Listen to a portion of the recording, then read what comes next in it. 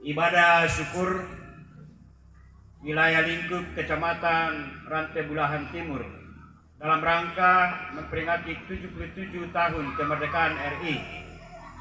Jadilah kiranya di dalam nama Tuhan Allah, Bapa dan Anak dan Roh Kudus, salam Tuhan damai sejahtera bagi kita sekalian di dalam nama Tuhan kita Allah Tritunggal. Amin. Silakan duduk kembali.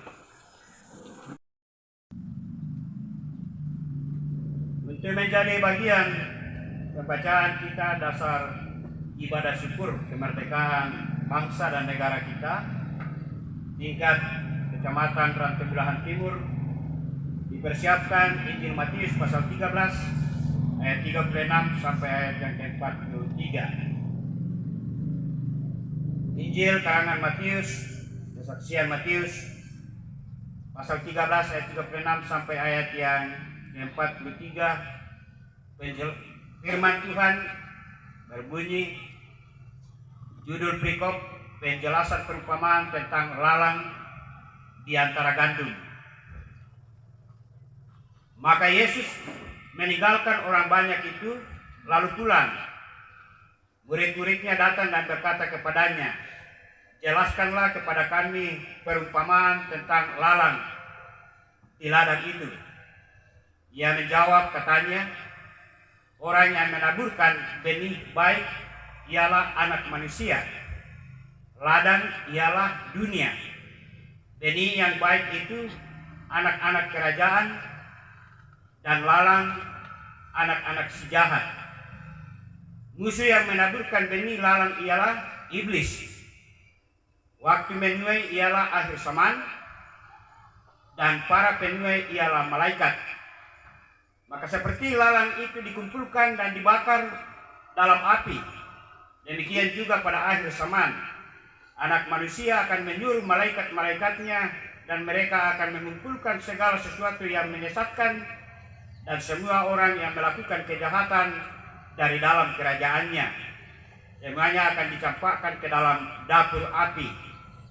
Di sanalah akan terdapat ratapan dan kertak gigi. Pada waktu itulah orang-orang benar akan bercahaya seperti matahari dalam kerajaan Bapa mereka. Siapa bertelinga, hendaklah ia mendengar. Amin. Beserta perayaan 77 tahun kemerdekaan Negara Kesatuan Republik Indonesia yang dikasihi Tuhan, khususnya yang hadir di tempat ini dalam rangka hari yang besar ini. Kita akan menjelaskan firman Tuhan ini dengan tema kita ambil dari ayat yang ke-43.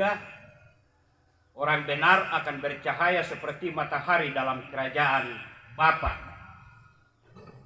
Orang benar akan bercahaya seperti matahari dalam kerajaan Bapa. Menginspirasi dari tema ini bahwa sesungguhnya setiap manusia harus menampilkan dirinya sebagai jati diri kebenaran.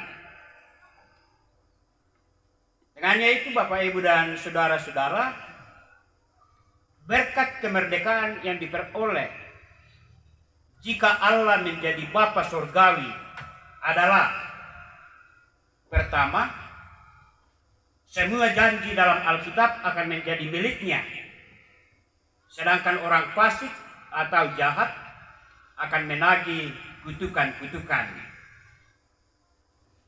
Jadi silahkan kita pilih, orang benarkah kita, orang fasikkah kita, karena yang jaminan hidupnya itu sudah masing-masing ada.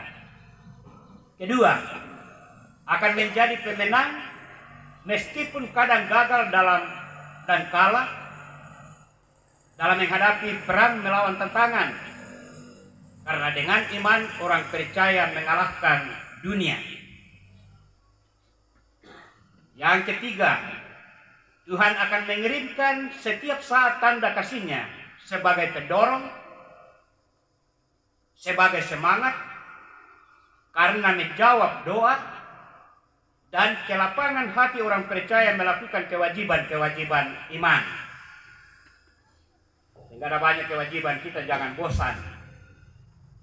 Yang keempat, Allah akan membuat hati orang percaya bersuka cita dan Allah akan selalu melindungi sekalipun banyak pelanggaran yang terjadi yang sepatutnya membuat Allah murka. Allah mengampuni dan menjadikan orang percaya anak-anaknya dalam karya anak tunggalnya sendiri, sang pembebas kita, Yesus Kristus. Yang kelima, Allah menjamin orang percaya dalam kehidupan yang merdeka seutuhnya, sempurna, dan itulah hidup yang dalam kemuliaan yang diubahkan olehnya. Saudara, jika anak-anak Tuhan orang percaya bertahan menghadapi semua keinginan kuasa dunia dan cobaan iblis, maka pada saatnya Allah akan mengumumkan ketidakbersalahan dan memunculkan kecemerlangan nama-nama mereka karena doa atau pelayanan dan tindakan kasih di hadapan manusia, di hadapan anak manusia dan malaikat-malaikatnya. Matius 25 ayat 35 dan 36. Sebagai warga negara yang telah menikmati kemerdekaan dari nafsu negara penjajah, maka kita patut bersyukur sebagai umat Tuhan atas semuanya itu sebagai karunia-Nya. Sehingga negara yang merdeka ini seharusnya dilepaskan dari semua yang sifat dan bentuknya nafsu jahat atau fasik. Rasa syukur itu hendaknya dapat diimplementasikan di dalam hubungannya dengan hidup bebas, merdeka, percaya diri, gembira, dan berdaya untuk bangsa milik sendiri tanpa campur tangan bangsa lain yang sifatnya nafsu jahat, melainkan dalam terang dikehendaki oleh Tuhan sebagai bangsa yang berketuhanan. Dirgahayu Republik Indonesia yang ke-77 merdeka. Amin.